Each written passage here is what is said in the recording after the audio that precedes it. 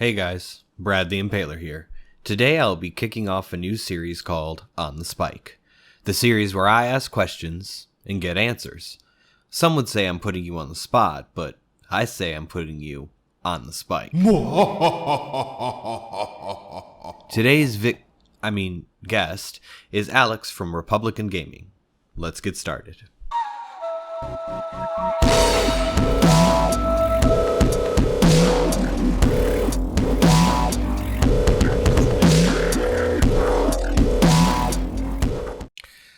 Well, first off, I want to thank Alex for participating in this.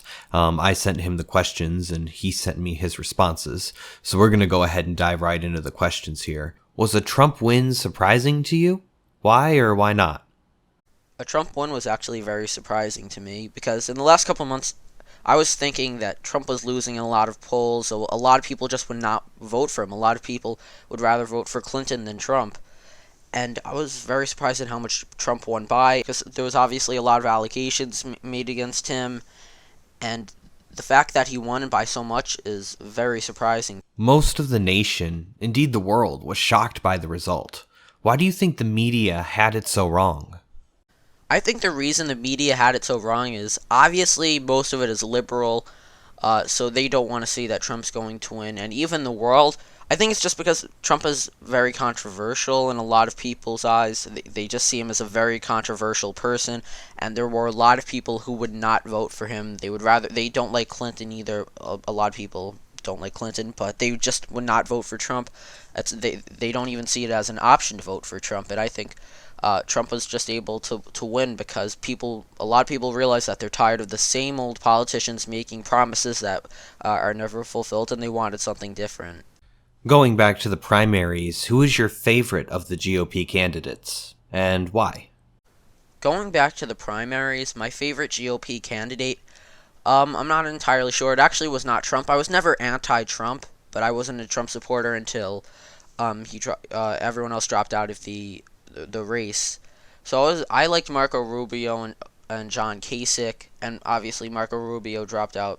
I think a few weeks before Kasich dropped out, and I remember there was only Kasich and Trump left, and once Kasich dropped out, I supported Trump because I refused to support Hillary Clinton. I refused to support the Democratic Party. I don't like a lot of the things that they stand for, and I actually do agree with a lot of Trump's policies, like his policies on immigration.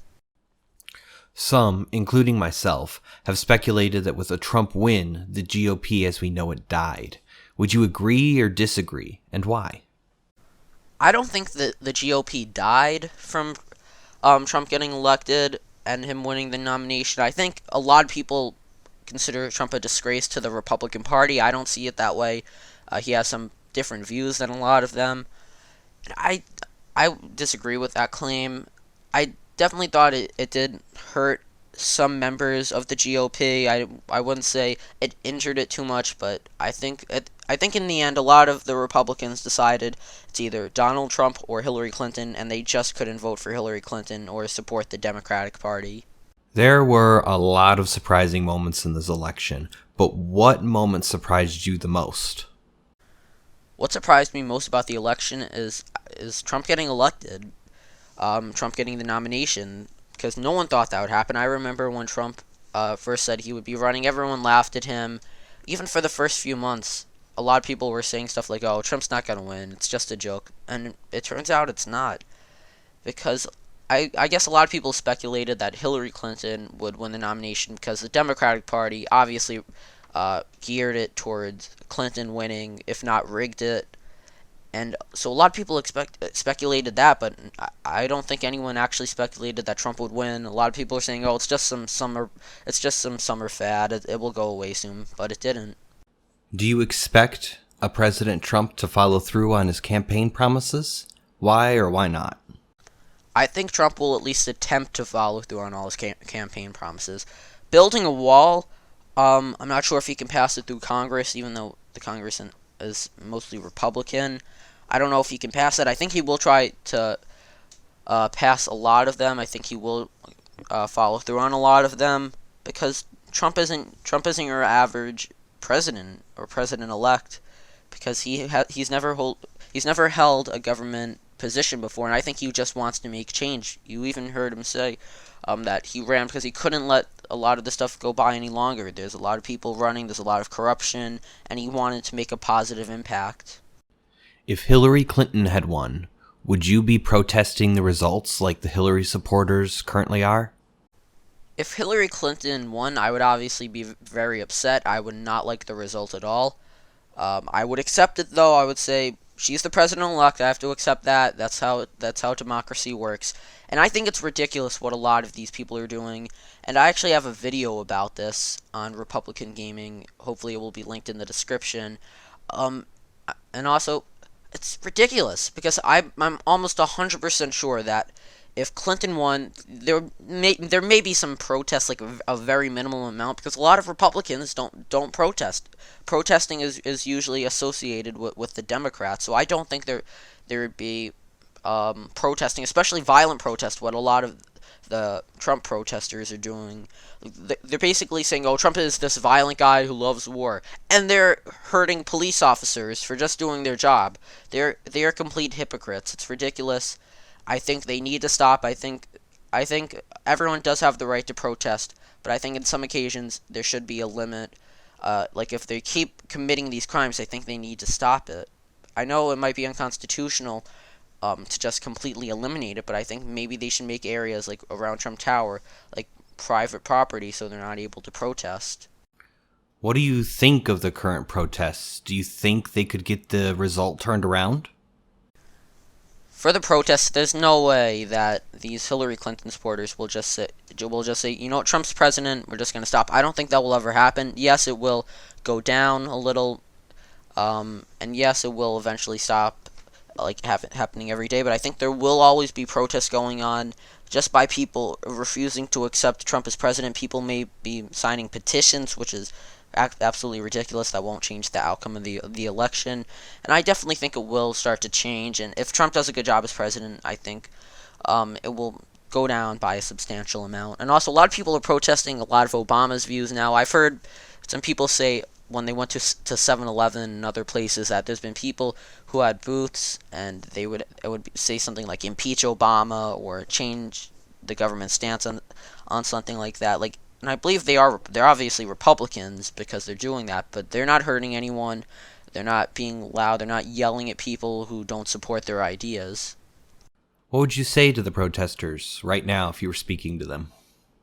If I could speak to the protesters right now, and it depends. If, let's say I'm a cop there, I would probably try to be more calm because I don't want them to injure me. But if I can just say anything, I'm just talking to one of them, they're not currently protesting, and they're a protester, I would say, stop, okay? He's the president, this is how democracy works, just accept it, and if you keep protesting, you're probably going to end up in jail soon, because you'll either get framed for something, a protest will turn violent, and you'll get accused, so just stop and accept the results. This is absolutely ridiculous.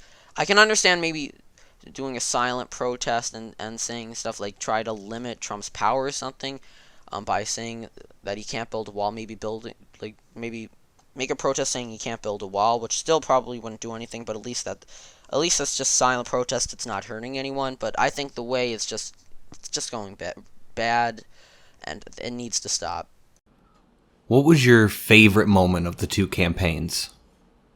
What was my favorite moment of the two campaigns, Trump and Clinton's campaign? I would say it's all just one time. One time during the campaign when Trump won and Clinton lost. That was my favorite time. That was my favorite moment of the campaign.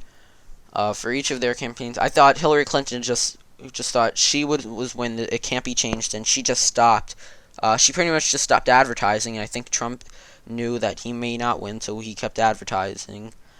So I think definitely my favorite part of the campaigns, both of them, was when Trump, who has been working harder for the past month or so, because he knows he needs to win. He's been going to a lot more states.